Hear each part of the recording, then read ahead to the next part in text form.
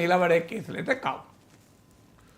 YCP నేతలపై ప్రభుత్వ కక్షపూరిత ధోరణి కొనసాగుతోంది అంటూ ఉన్నారు సార్ ఆ పార్టీ నేత సజ్జల రామకృష్ణారెడ్డి.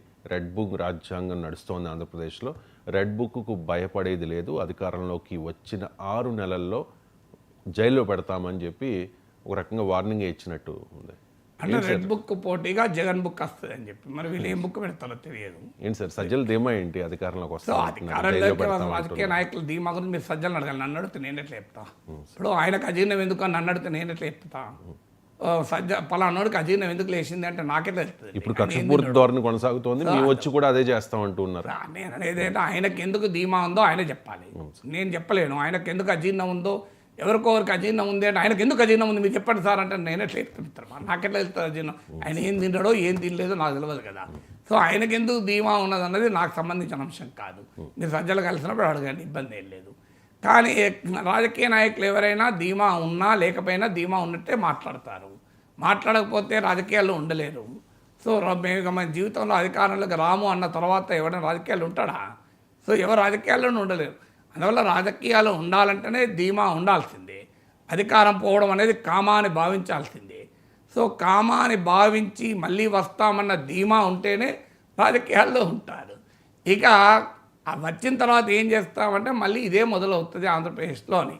సో ఎవరు అధికారంలో ఉంటే వాళ్ళ ప్రత్యర్థుల్ని కేసులు పెట్టడం, ఏ కేసు ఏమీ తెలియదు. ఏ కేసు తేలుతుంది? ఇప్పుడు జగన్మోహన్ రెడ్డి 1,00,000 కోట్లు తిన్నాడు అన్నారు. చంద్రబాబు నాయుడు 5 ఏళ్ళు అధికారంలో ఉన్నాడు. ఏ ఒక్క కేసైనా ముందుకు జరిగిందా? ఒక్కటి పోనీయండి.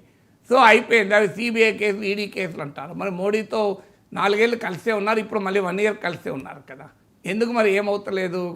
సో జగన్మోహన్ రెడ్డి పైన లోకల్గా కూడా చాలా కేసులు ఉన్నాయి. తర్వాత ఇప్పుడు చంద్రబాబు నాయుడు పైన అంతకుముందు రాజశేఖర రెడ్డి బోర్డు కేసులు పెట్టిండు. రాజశేఖర రెడ్డి ముఖ్యమంత్రి అయినాక ఏమైంది ఆ కేసులకు? ఇప్పుడు జగన్ ఇప్పుడు వివేక హత్య కేసు చూడండి, 7 ఏడాది అయింది. ఏం జరిగింది ఇంతవరకు? ఏమైంది మీకు? ఇది ఒకటే కాదు, మీకు బోలెడ్కే ఫైబర్ గ్రిడ్ కేసు ఏమైంది? దానిపైన జీవిరెడ్డి పార్టీ అధికార ప్రతినిధి 3 ఏళ్ల పాటు టీవీల్లో టీడీపీ కోసం నిరంతరం కృషి చేసి జగన్ పైన తీవ్రమైన అటాక్ చేసిన అతను చైర్మన్ పదవి పోయింది తప్ప ఎవరిపైన కేసులైనాయా? సో ఇది ఇలా రాజకీయాలు నడుస్తూనే ఉంటాయి. Chandrababu Naidu skill development case ఏమైంది? జగన్మోహన్ రెడ్డి జైలుకు పంపించి రాజమండ్రి సెంట్రల్ జైల్లో కొన్ని రోజులు ఉంచి తన వినాశాన్ని తానే కోరుకున్నాడు తప్ప సాధించింది అయితే ఏం లేదు కదా. సో చంద్రబాబు నాయుడు ఏమయ్యాడు? మరింత స్ట్రాంగ్గా బయటకు వచ్చాడు.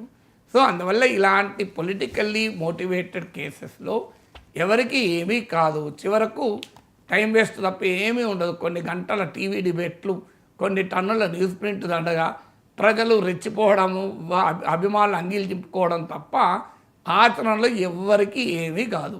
అల్టిమేట్గా మళ్ళీ రాజకీయ ప్రక్రియ ఇలాగే కొనసాగుతూ ఉంటుంది. ఎవరు అధికారంలోకి వస్తే ఇంకోరి మీద కేసులు.